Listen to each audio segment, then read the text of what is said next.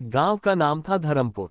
यह एक छोटा सा लेकिन सुंदर गांव था जहां हर कोई एक दूसरे को जानता था। गांव में साधु बाबा का बहुत बड़ा सम्मान था। वे एक साधारण व्यक्ति थे लेकिन उनकी ज्ञान और करुणा की गहराई ने उन्हें विशेष बना दिया था। गांव के लोग उनके पास हर समस्या के समाधान के लिए आते थे। एक दिन एक अनाथ बच्चा धर्मपुर में आया। वह लड़का बहुत छोटा था, उसकी आंखों में एक गहरी उदासी थी। उसके कपड़े फटे पुराने थे और भूख के मारे उसका चेहरा पीला था।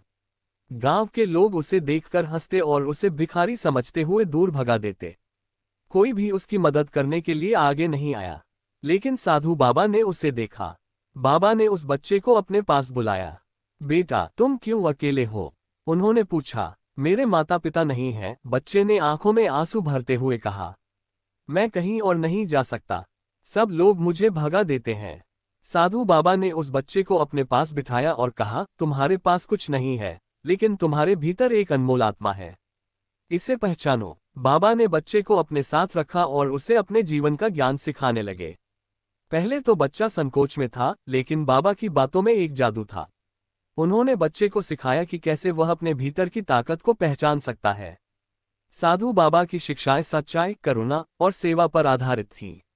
उन्होंने बच्चे को बताया कि असली धन मन की शांति और दूसरों की सेवा में है। धीरे धीरे बच्चे ने बाबा की बातों को समझना शुरू किया।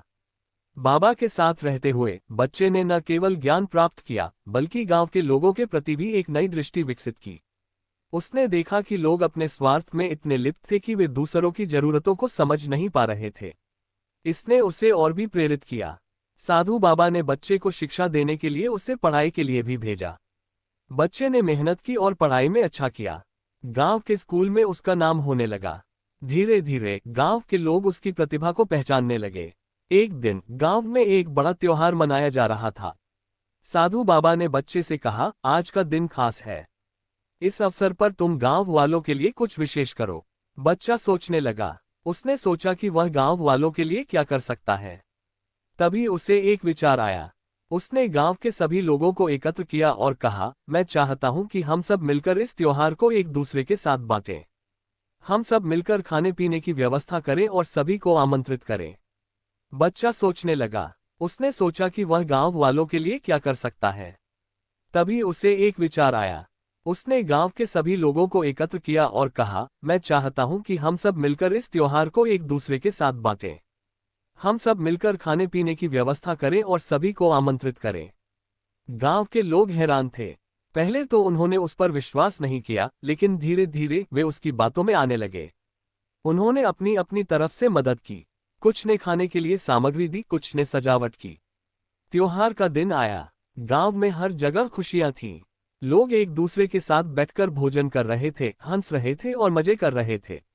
बच्चे ने देखा कि सभी खुश हैं। उसने समझा कि यही असली खुशी है, दूसरों के साथ मिलकर रहना। गांव के लोग अब बच्चे को अलग नजरिए से देखने लगे थे। उन्होंने उसे अपने बीच में मान लिया। साधु बाबा ने देखा कि बच्चे ने अपने अंदर के ज्ञान और करुणा को पहचान लिया है। समय बीतता गया और बच्चा बड़ा होने लगा। उसने अपनी पढ़ाई जारी रखी और गांव में कई अच्छे कार्य किए। उसने गरीबों की मदद की, शिक्षा का प्रचार किया और लोगों को आपस में जोड़ने का काम किया। गांव के लोग अब उसे धर्म का रक्षक मानने लगे थे। एक दिन गांव में एक बड़ी समस्या आ गई। गांव के कुएं का पानी सूख गया था और लोग पानी के लिए परेशान हो गए थे। सब लोग चिंतित थे। बच्चे ने ये समस्या सुनी और तुरंत एक योजना बनाई। उसने गांव के लोगों को एकत्र किया और कहा, हम सबको मिलकर एक नई योजना बनानी होगी। हम एक नई नहर खोदेंगे ताकि पानी गांव में वापस आ सके। गांव के लोग पहले संकोच में थे, लेकिन बच्चे के विश्वास और उसके साहस ने उन्हें प्रेरित किया।